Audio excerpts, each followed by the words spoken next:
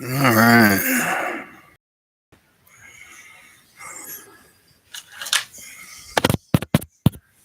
Okay, looks like the microphone's working.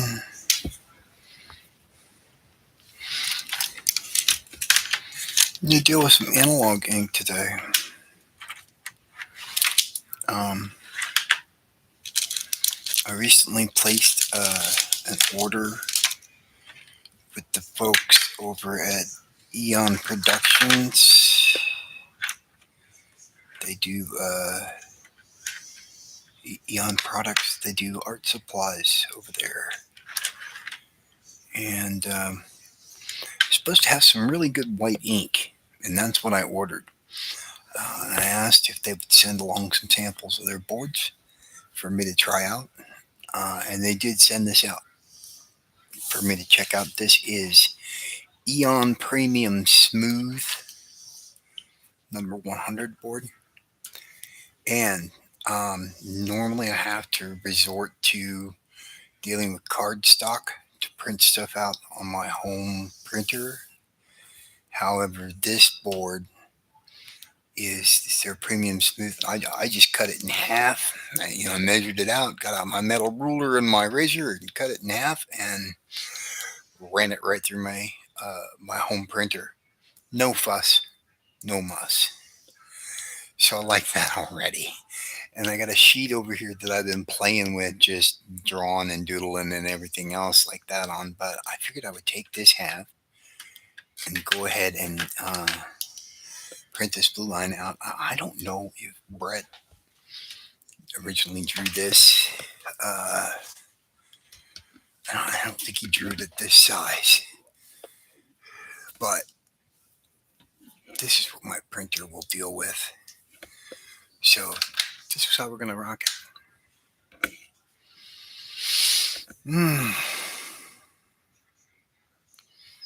And we're gonna put this board through its paces.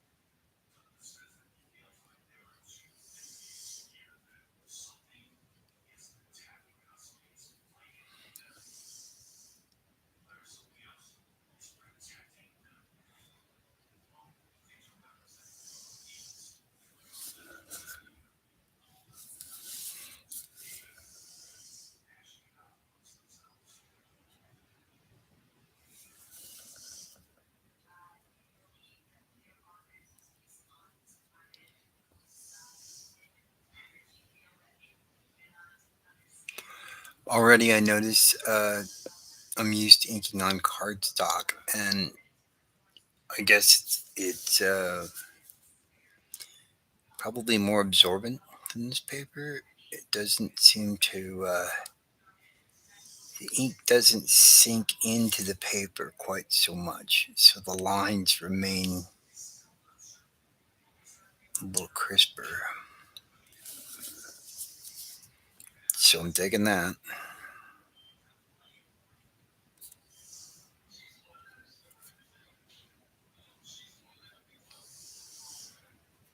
Also, I've been farting around with the other half of this pager Bristol, and trying it with pencil, trying it with ink, trying it with marker. Broke out the highlighters, broke out the gray markers, messed it all up real good, like a nice proper doodle sheet should be. Um,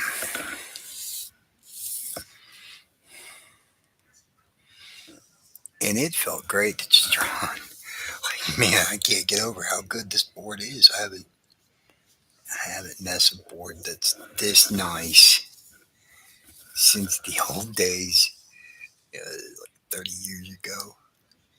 Last time I saw a board that was as pleasant to draw on as this is. I am curious what this is like with a quill. Um, but I'm not so curious that I'm going to go try it out. I'm just not going to.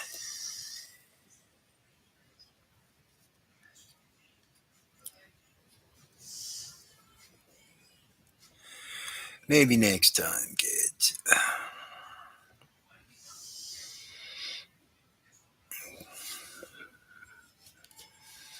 It's awesome. This ran right through my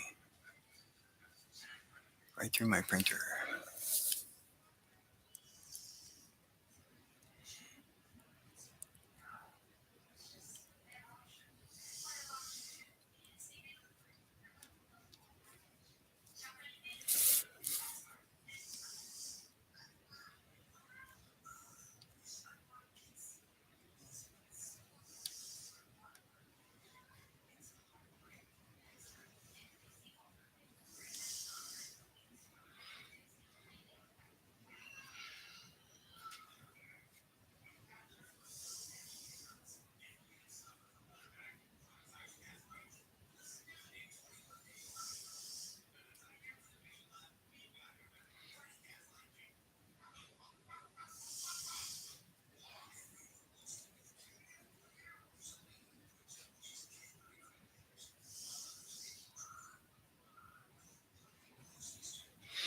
It's the first time I've tried any of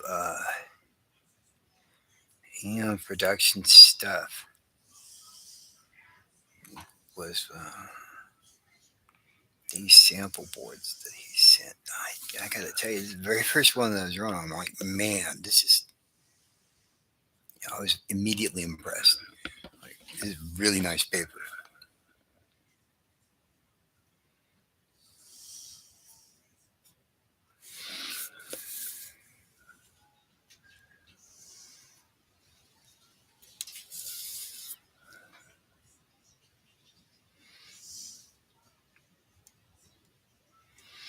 So I can see why everybody rants and raves about this Eon stuff and has for quite some time now because, you know, I don't know about people out there, but most of the artists that I know, you find something you like and it really works.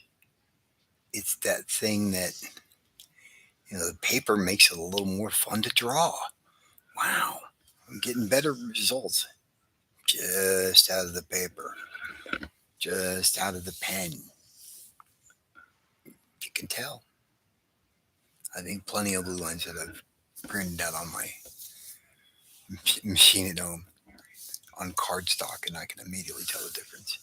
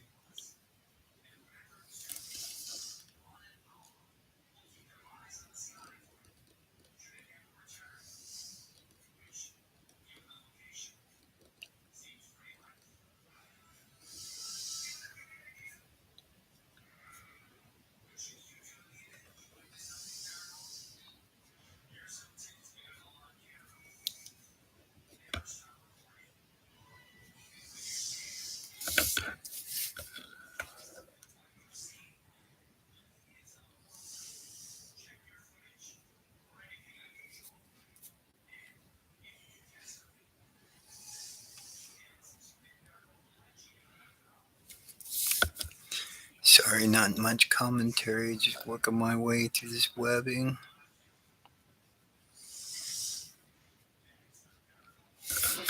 Sometimes when it comes to a piece like this, there's going to be a lot of webbing or something like that. It's a good opportunity to warm up because it's more forgiving. And you're going to have to make all sorts of different types of lines in all sorts of different types of directions. You know, I think I'll come back in on some of this and accent it with the side.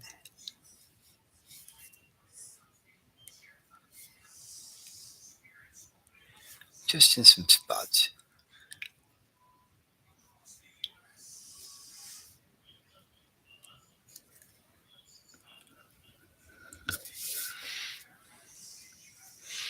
And we'll just put a happy little line right there. See, just like that.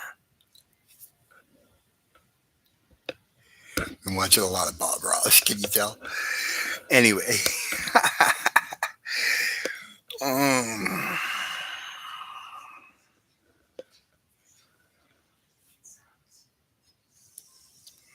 now the idea is to, you're presuming that the light is coming from above. So that means that all the bottom parts of this webbing are eligible sort of for a hit if you want. You can hit that spot with a nice chunky little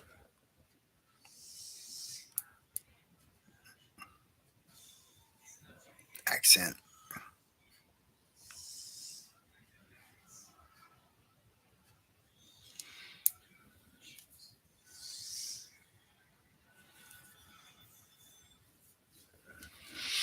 Okay, I don't want to get too crazy about it. Now, why am I doing that? You're going like, why are you doing that? Well, because I have to make this thin, so thin that it doesn't compete with Spider-Man once I get him done. But I need it to be thicker than the smoke and stuff back here.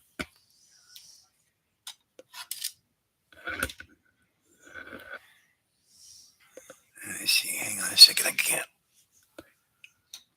There we go. Kadir Sieve? Is that what I'm sure I'm messing that up. Anyway, thank you very much for your comment. I appreciate that. I didn't draw it. It's Brett Booth. I'm just inking it. But hopefully I'll be doing something that won't screw it up. Nope. I'm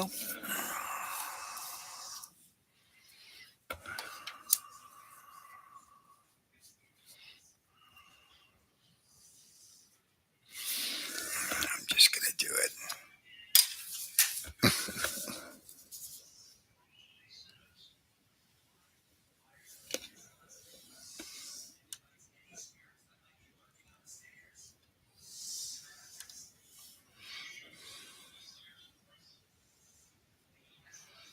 One of the ways you can keep that line looking nice and light, especially with stuff like clouds or smoke or any stuff like that, is you do plenty of bounce and breaks in the line.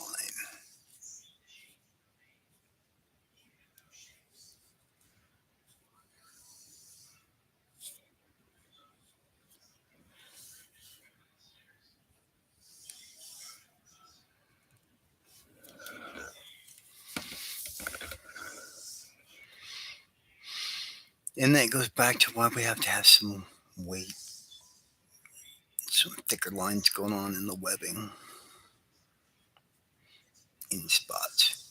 Because otherwise, it'll just fade into the background along with the clouds.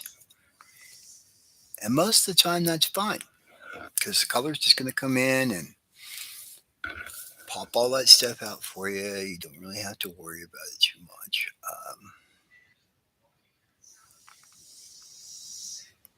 I always preferred personally, as a fan, I like black and white work that stands on its own.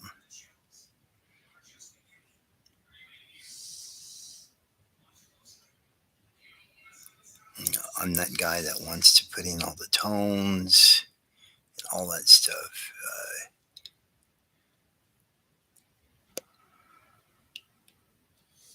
As I come from that school of thought of the safer I make it, the more solid I make it. I hate to use the term, but the more I make it colorist proof, the better off I am sometimes. Because, you get bad color a lot. It's almost a surprise when you get good color. Like, oh, look.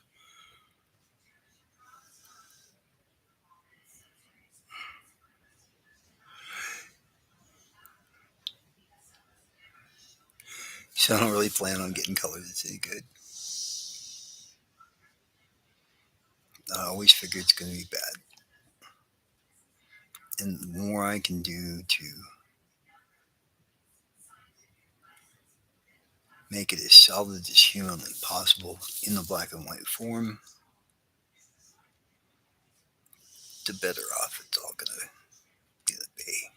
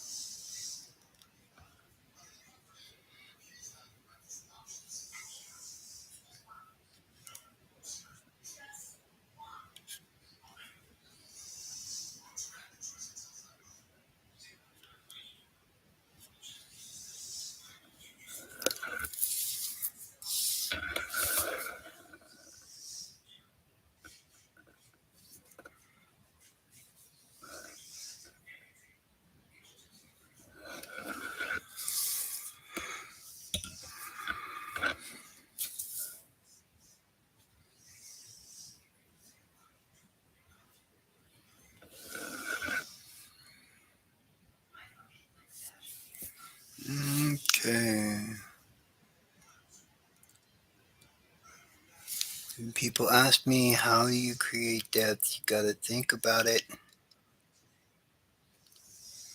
in terms of line weight coming all the way up. One of the reasons why I can go through stuff like clouds, things like that, fairly quickly, I don't have to concentrate on line weight too much. It's all going to be what you call a dead one weight line going on. As long as this pops in front of this, you're all good so far.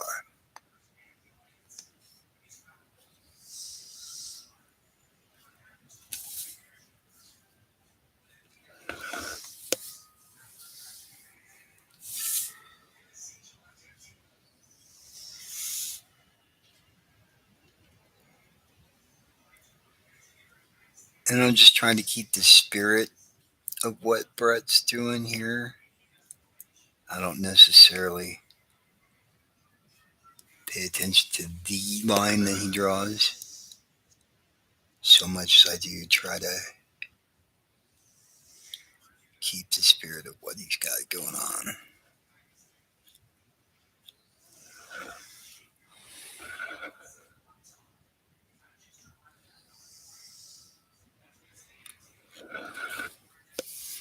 I've also been inking long enough. I pretty much add whatever I see fit at this point. All right. Looks like I got a smudge up here.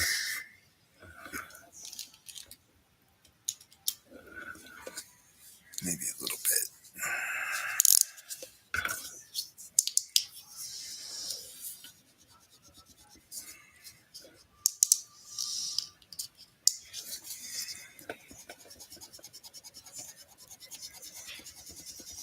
Yeah, the eraser's going to take that right off. No sweat. Okay. Minor glitch. So far, so good.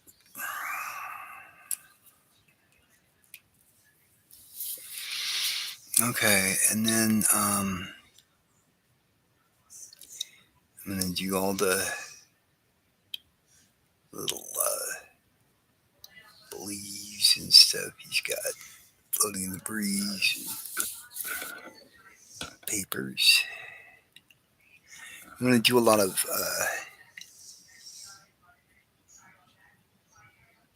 broken line. Do stuff like that.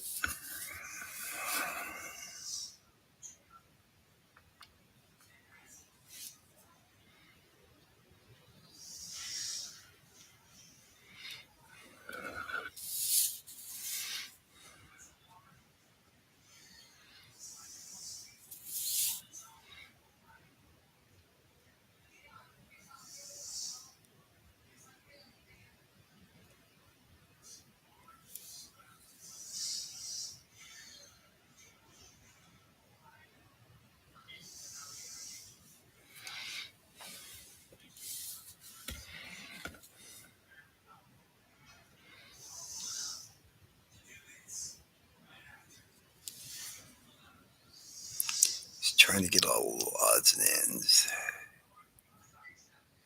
before I go in on the main stuff.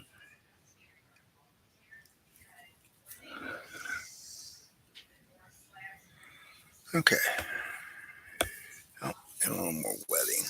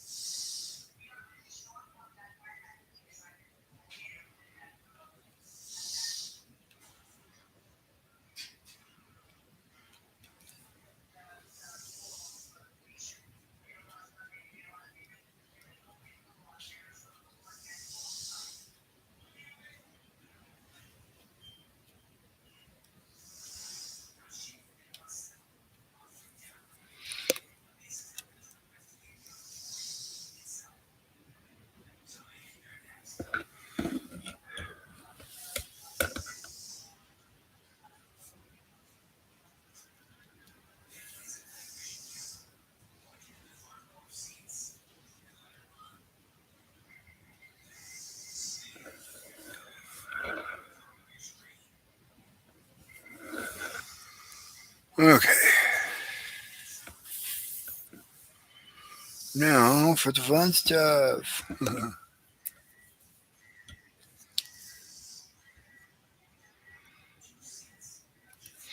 So far, what I've been working with is the Food No Sake hard tip, the Tombow Food No Sake hard tip.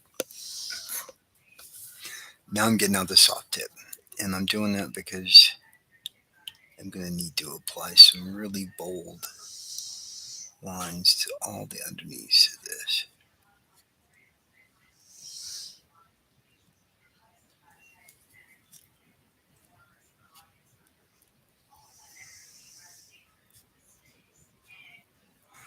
And why am I doing this, you ask?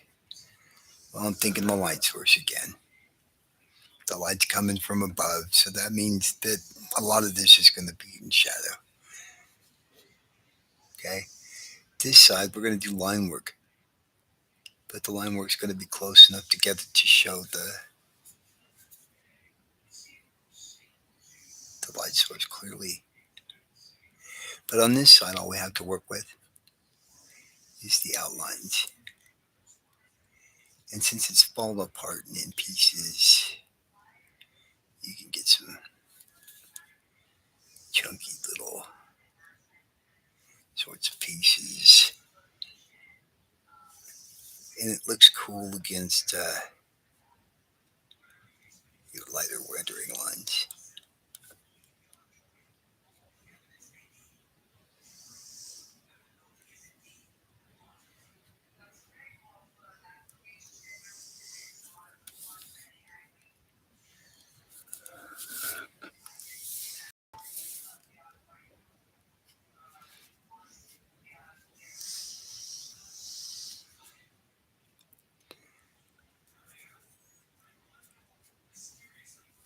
But that's what I like to think of first.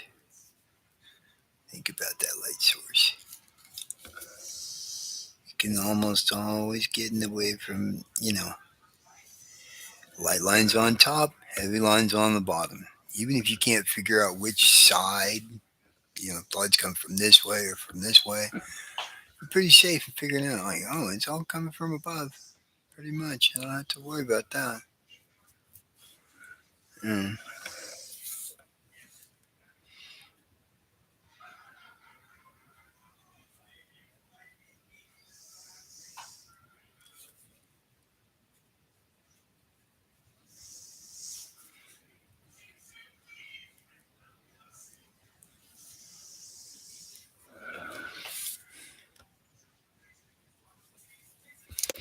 Okay.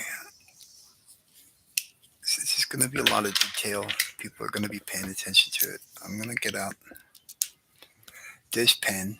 This is a Uniball Sign X, and it's got I believe it's a .28 one.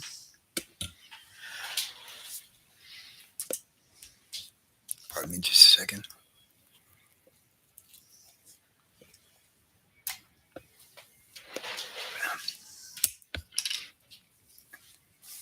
Anyway, I'm going to be doing a lot of line work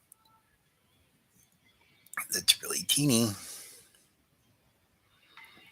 You can either strain your brain or pick out a tool that does a little teeny.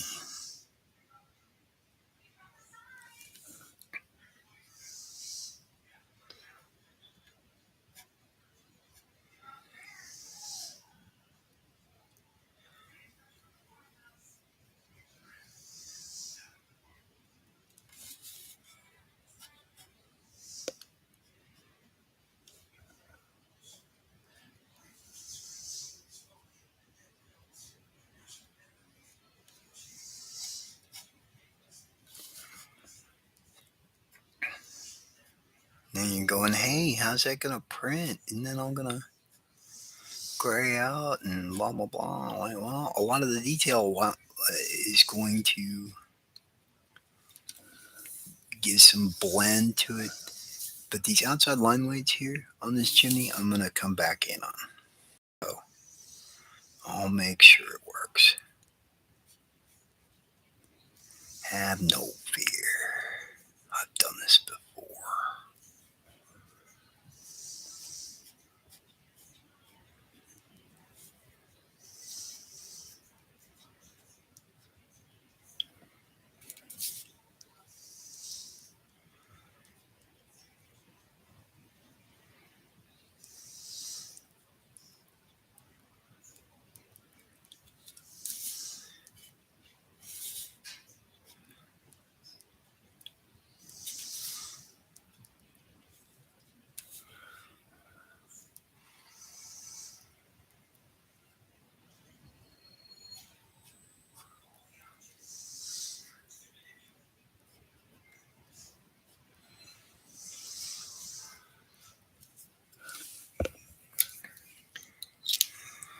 Okay, I'm going to go back to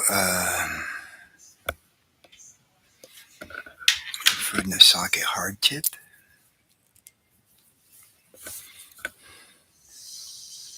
Because although I like the detail that the other one was giving me, this Sino was giving me, it's just a little too dead. I'm not getting as much variation as I'd like to pick out of there. See what I'm saying? Just a couple accents will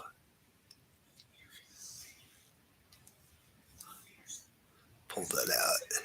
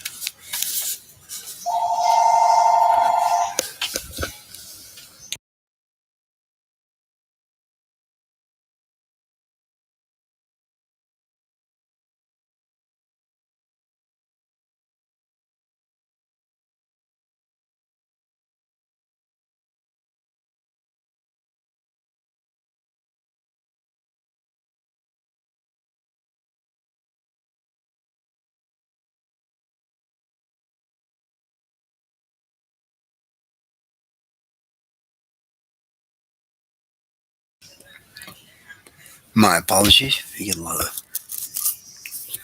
robocalls. And that phone's really loud, so I needed the mic there for a minute to spare you guys.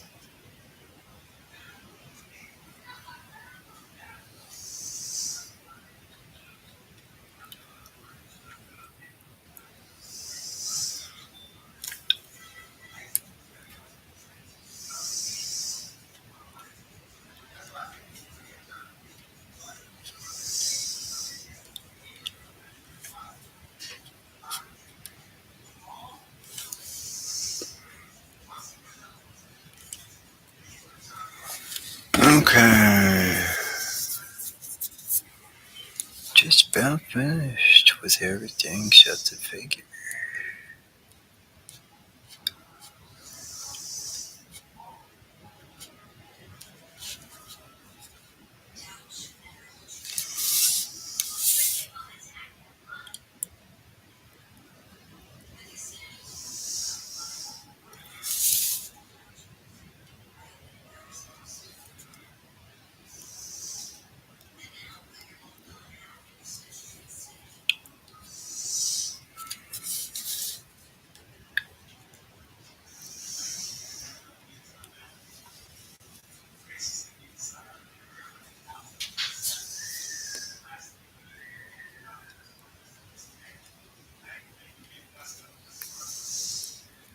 And anybody that wonders what I'm doing with the thick parts, I'm trying to accent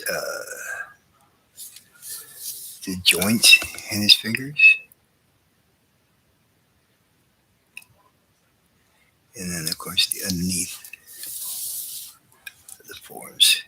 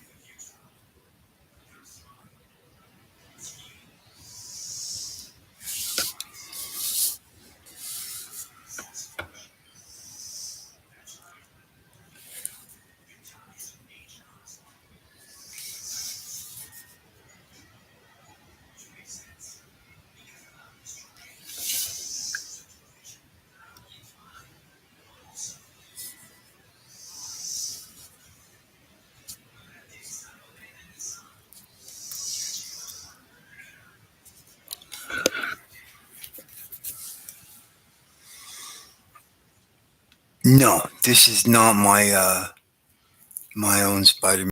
No, this is Bread Booth. I'm just testing out some of the.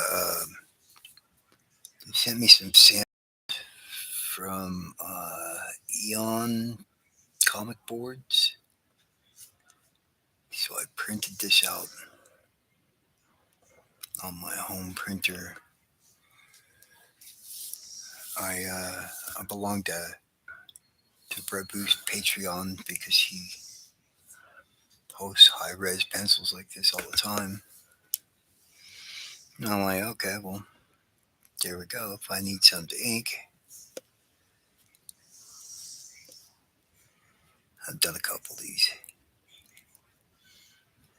that I've gotten from Brett's site.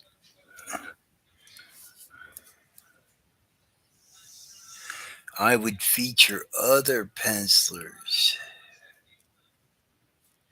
if they posted high res stuff like Brett does.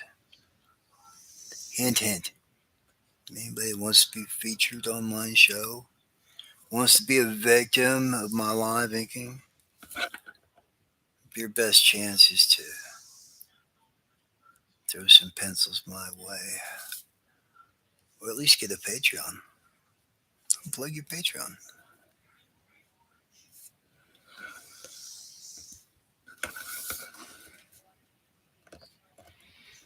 You know, Brett takes a little bit of time off from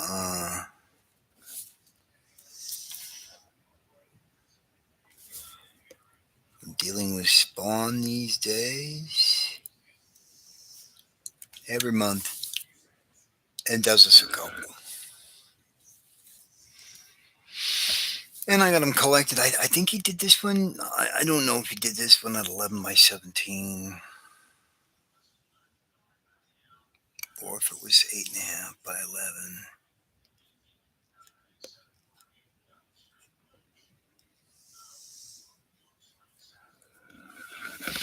It's letter size now. I'll tell you that. This version is.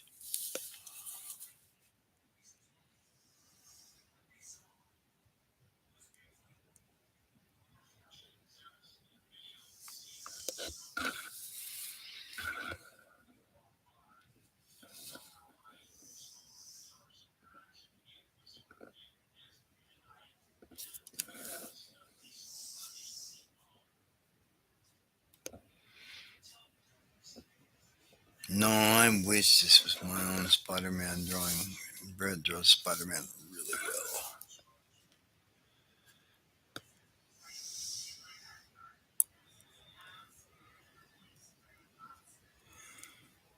But this was more about testing these Eon boards for me, I guess.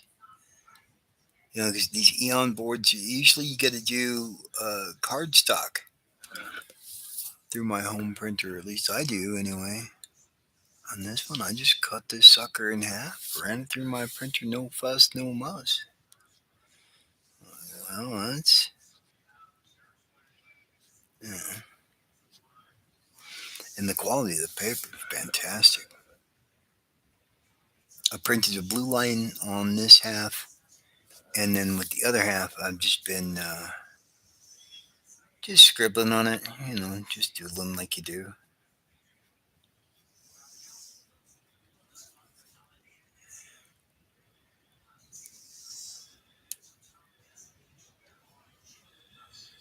But yeah, it's really, really nice paper.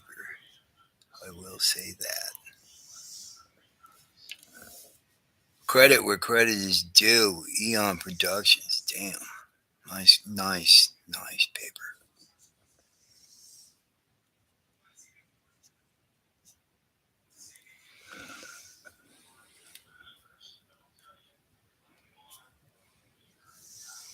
It reminds me very much of the stuff that we had 30 years ago, back in the day at Wildstorm.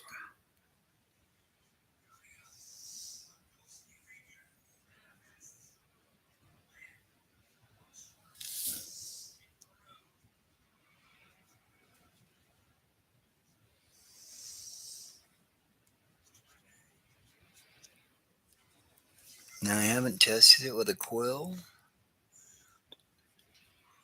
but I can just tell by the way it's acting, you'd have no problems with this. Paper's great.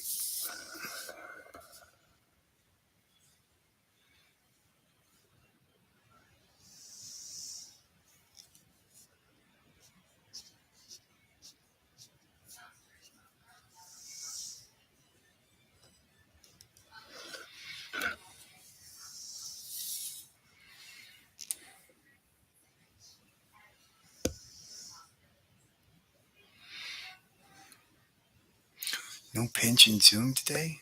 Um, Not so far.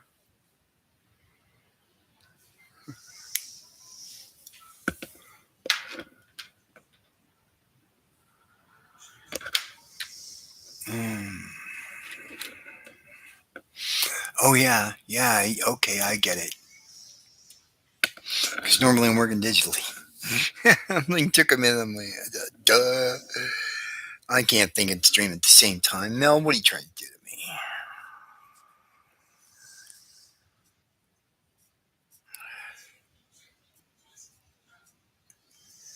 No, I really wanted to test out this board since they were nice enough to send me out some samples. Hey, I'm gonna print some of that out. See what it does live on air.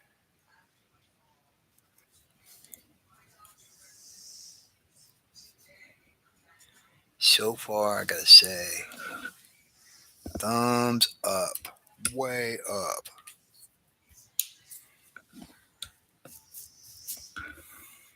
Incredible board.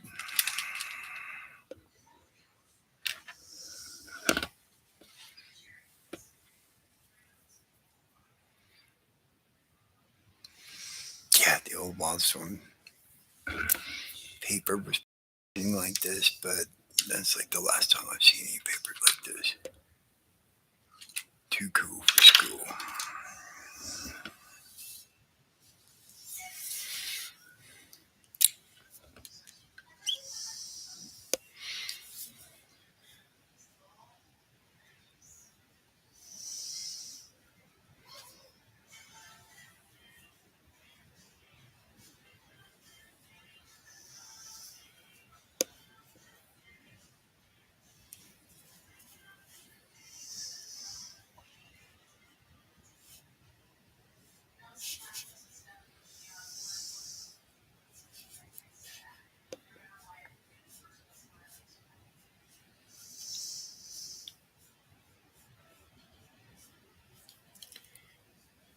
Anybody that's playing at home that's curious, this is my Kuritaka fountain brush number 8.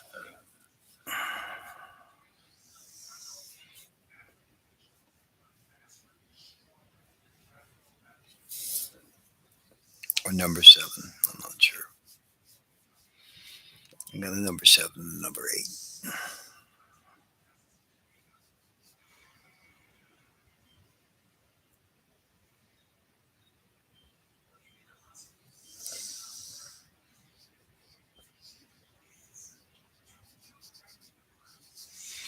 But the other one's more of a marker tip. This one's got an actual brush to it. It's similar to the like anybody that's using the Pentel pocket brush or anything like that. It's similar to that. Just has a little more fine control to it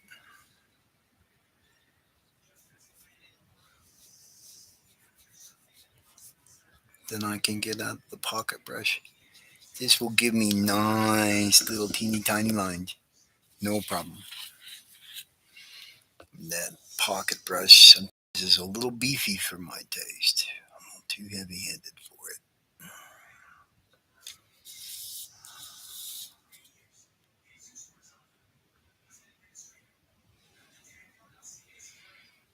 But there's sometimes where I'm looking for beefy.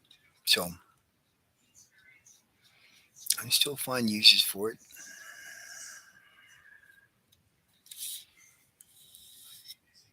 Absolutely.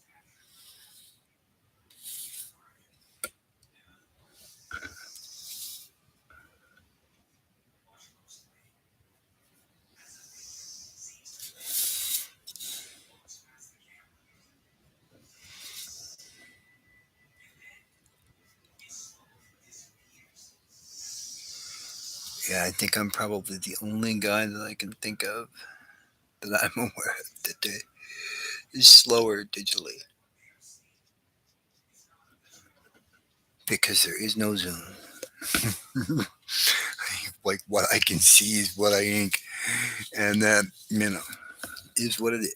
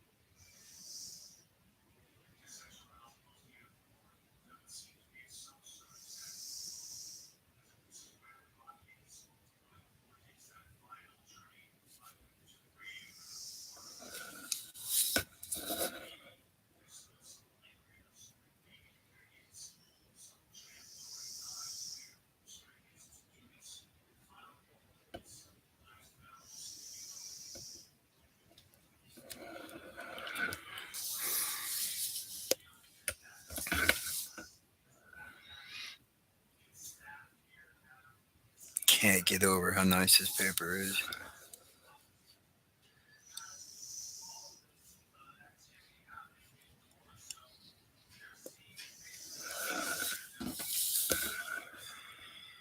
Anybody sitting on the fence like I was is thinking about buying some of this paper to try. Sitting on the fence like I was. Don't. Don't sleep on it, man. It's awesome, awesome, awesome paper. Can't recommend it enough.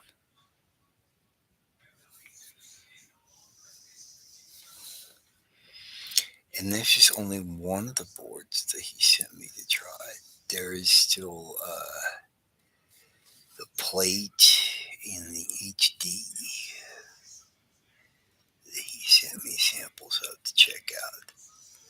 But this was the one that said you can on the website that you could run it through a printer. And I felt the board and I'm like, well, feels pretty thin to me.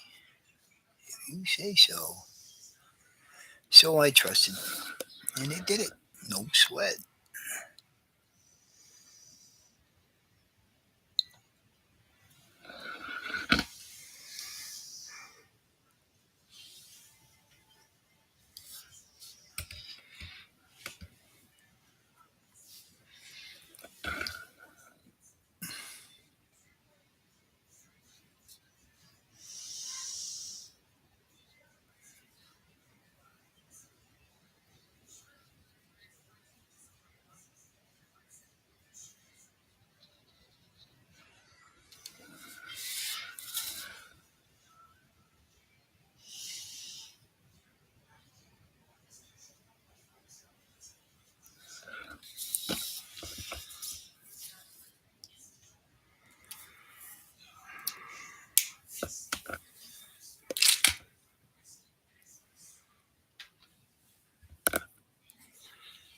Take a look at this in the glare. Make sure I'm not going to drop my hand into wet ink. That is one thing that has happened after working digitally for so long. I don't pay nearly as much attention to where I plop my hand down sometimes. Part of that is too is because doing blue lines, it's not like you're working on somebody's priceless original art.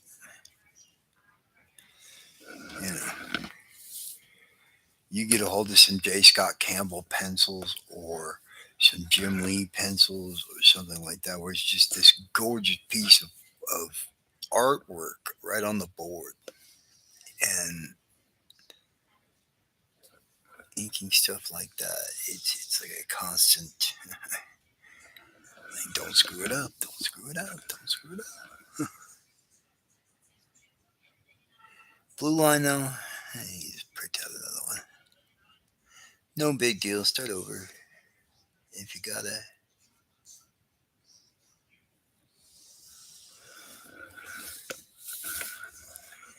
And then the company started liking doing that because well, I used to ship all this stuff, FedEx and things like that. Like if I can just send you a file and you need to print one at your house or go down to your Kinko's or whatever,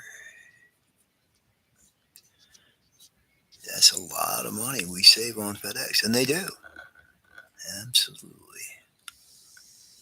And then it got to the point where we weren't even going to bother to ink it at all. We'll just do it all digitally.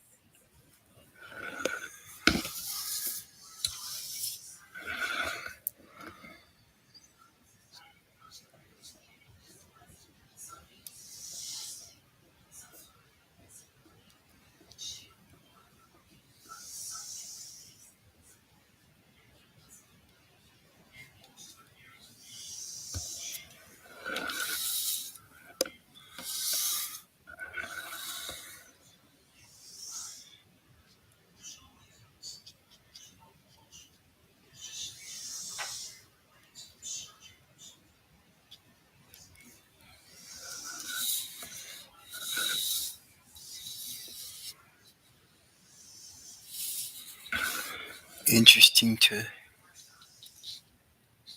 work on analog stuff after doing so much digitally. Used to being able to flip it and all kinds of stuff that I cannot resort to now. No cheating, no digital shortcuts.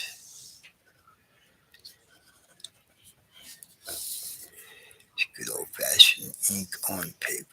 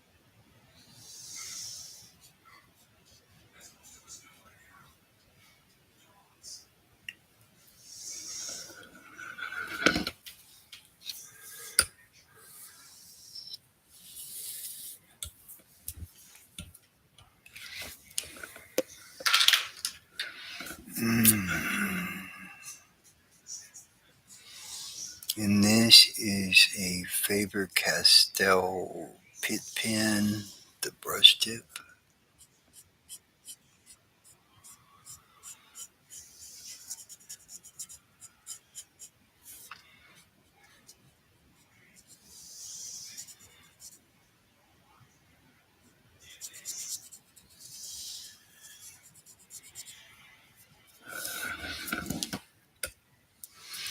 It's my brush pen that acts least like a brush,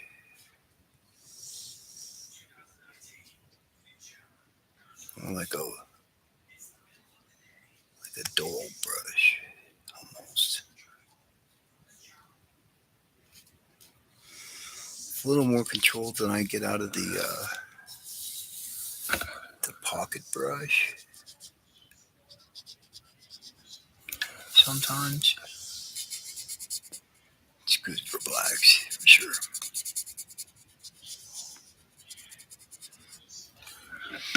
You just spot them in real quick,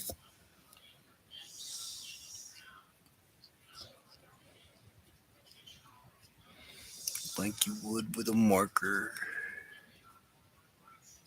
convention style.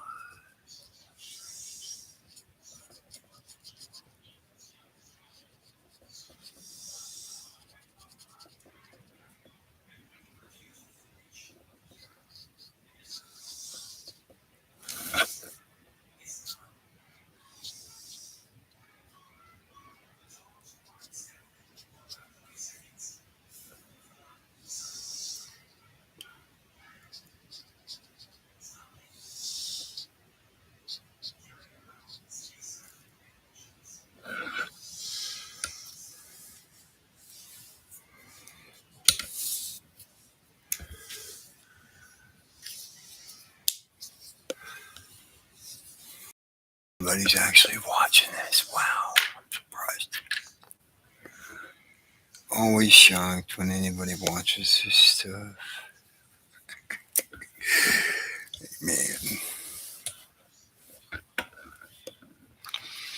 Anyway, what I'm doing here, what I'm thinking, in case anybody's playing at home wondering, is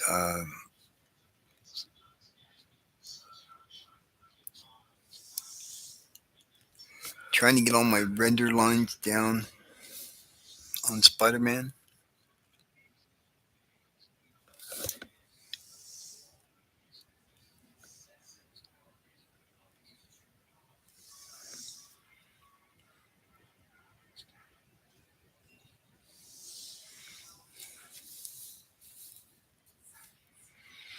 And then after I've got all my render lines down on Spidey, then I will come in and do all the webbing with a pen that will give me a line, like the same line every time.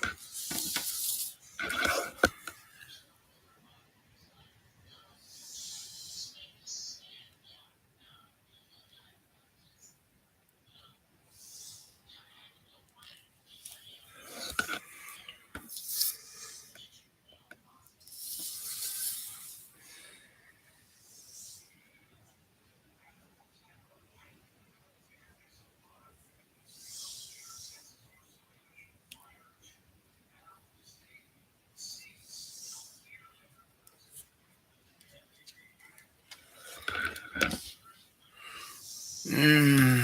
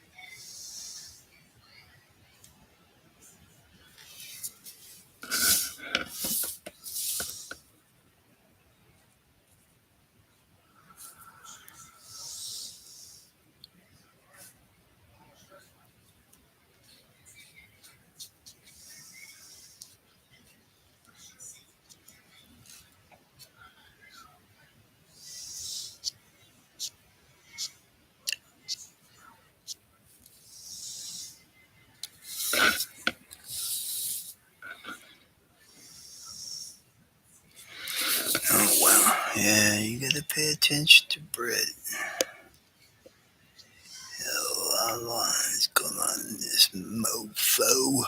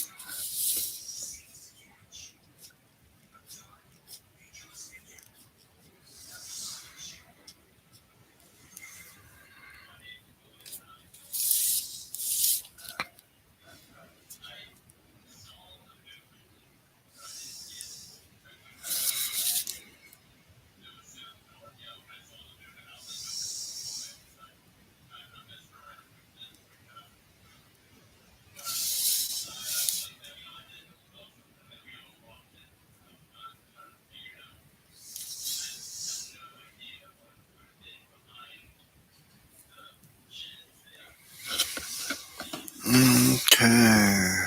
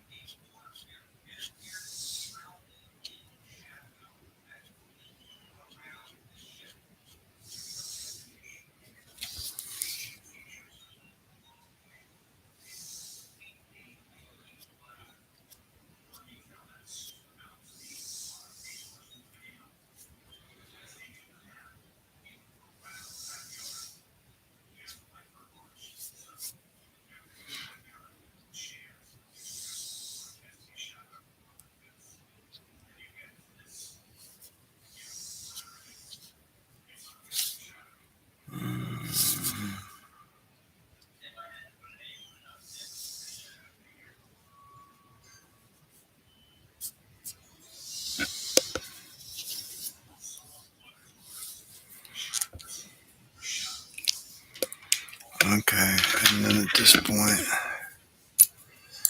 I'm going to begin to come in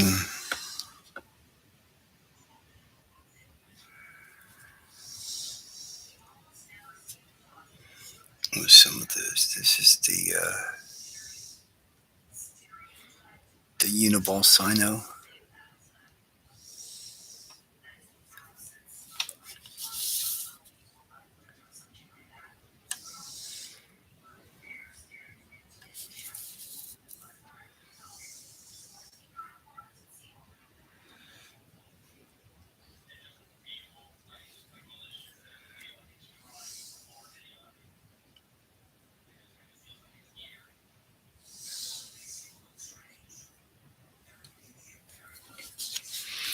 some of that's going to get lost in there.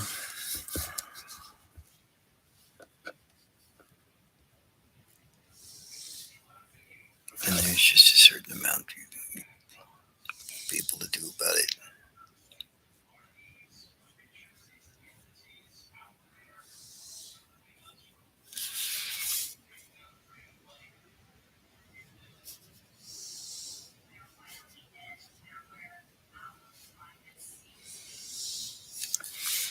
I just got to do the best I can with getting the webbing and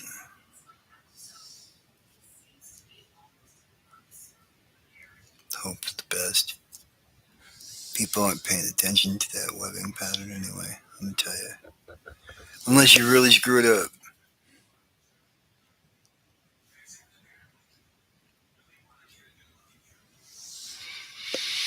But with stuff like this where you've got rendering lines going on in there at the same time, it gets hard to track. It's okay though. See, I'm even catching it in spots where it's like, where I'd missed it before. Mm-hmm.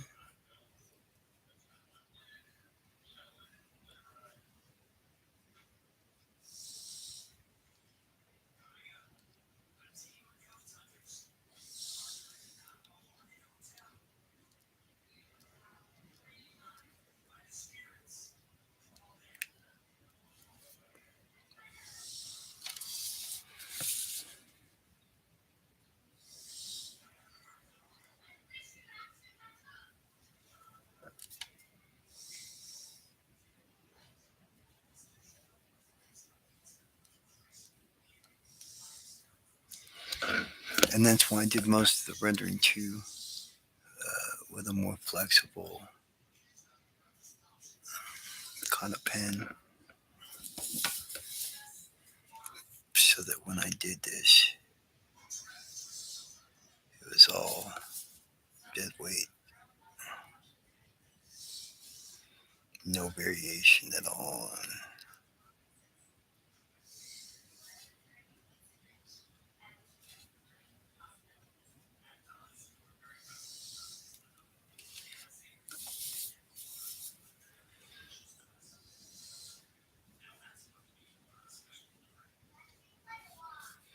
shout out to Jonathan Glapian. I'm sure I'm not mispronouncing that.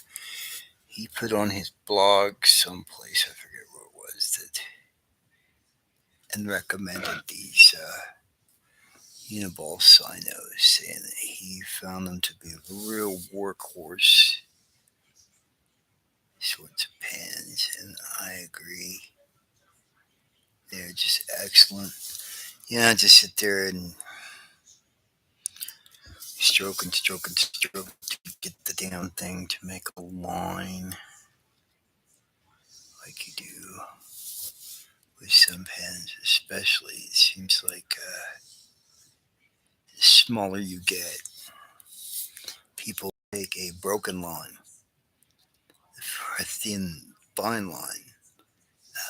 So a lot of fine line pen makers will make a pen that it just skips like crazy. There is no line there. It's just a smudge.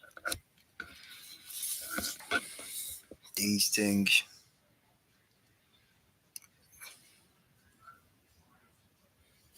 very detail oriented.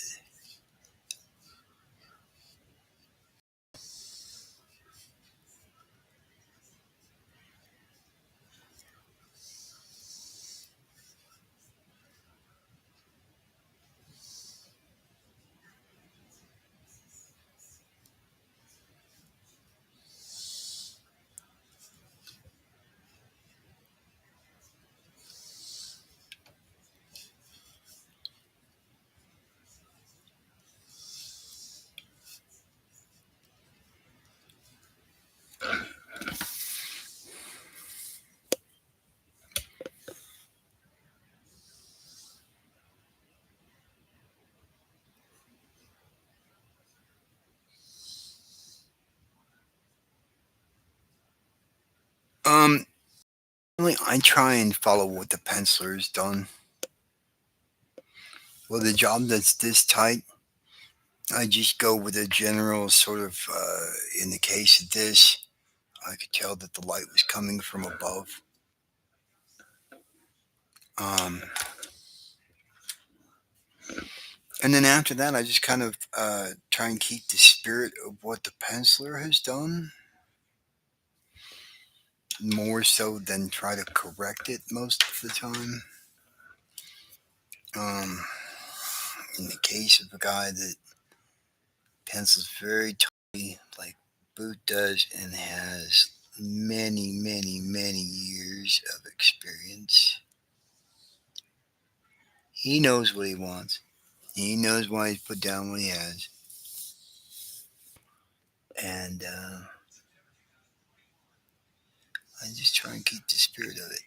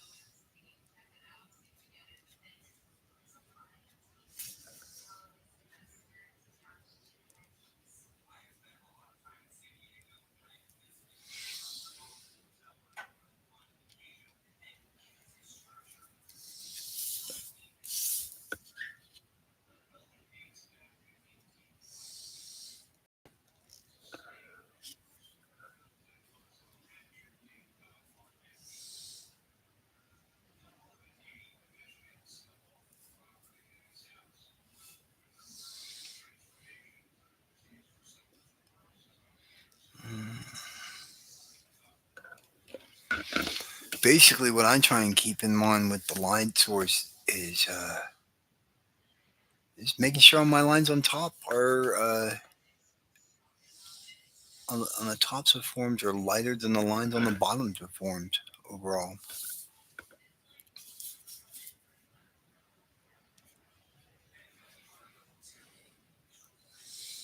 And your stuff in the background needs to be treated with a lighter line than you use up front.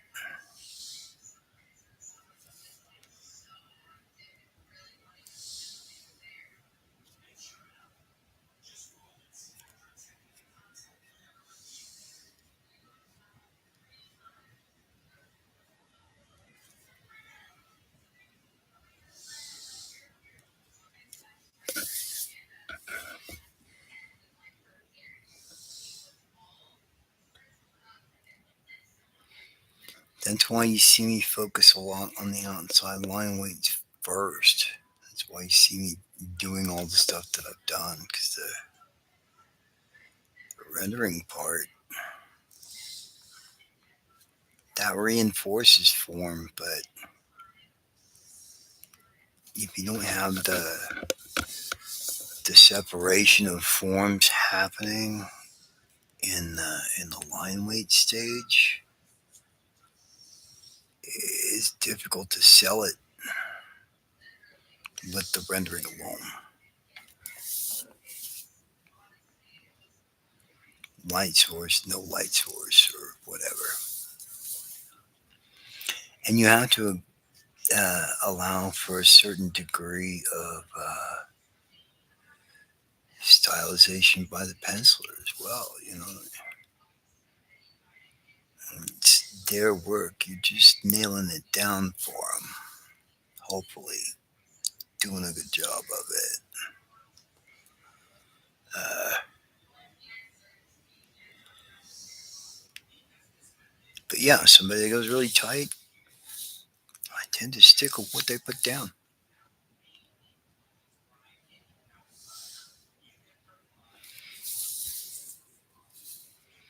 And the more experienced they are, the more that's true.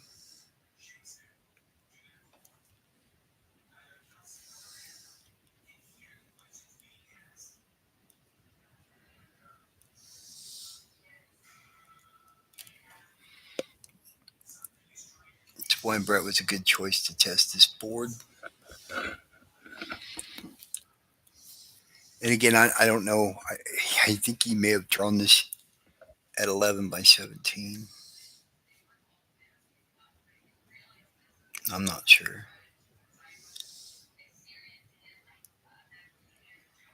I cropped it a little bit and brought it to the printout size I needed and went for it.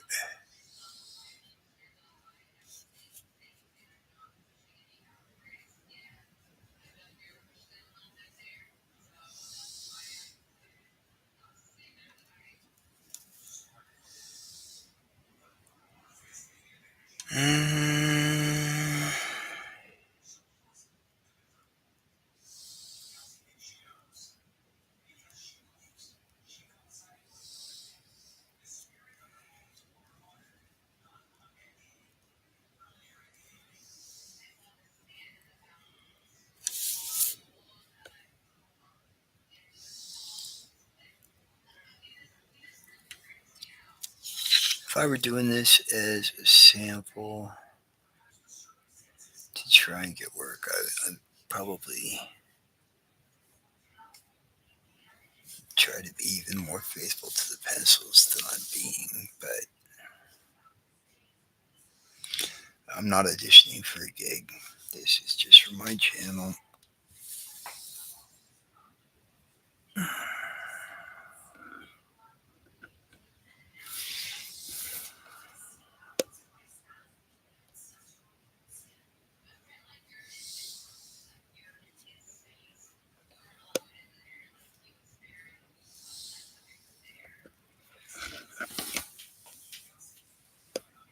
How long have I been doing this now? Oh, wow. Almost 2 hours. Not quite, but almost.